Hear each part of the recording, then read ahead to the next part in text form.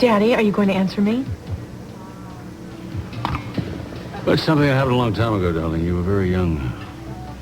But 20 years ago, a man who worked for us killed the little girl. Cassandra. I'm surprised you remembered.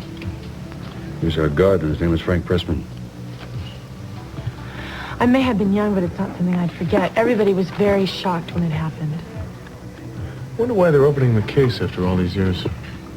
I have no idea. The evidence against her was overwhelming. I even testified at his trial. She was a foster child. I thought she was going to be my new sister. Can you imagine sitting on death row for 20 years? For a crime that maybe somebody else committed?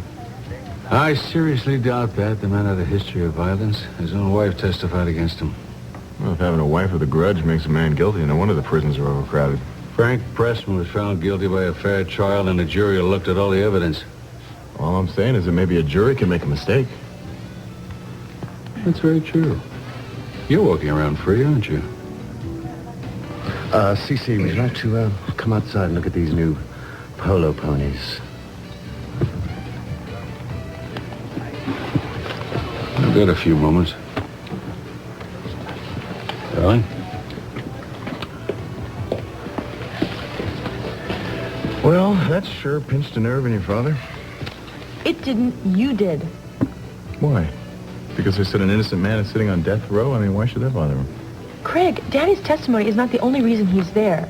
Well, I didn't say it is. But, you know, Cassie was murdered by somebody, and whoever did it should be in his place. Cassie? Yeah, Cassie, short for Cassandra, common nickname.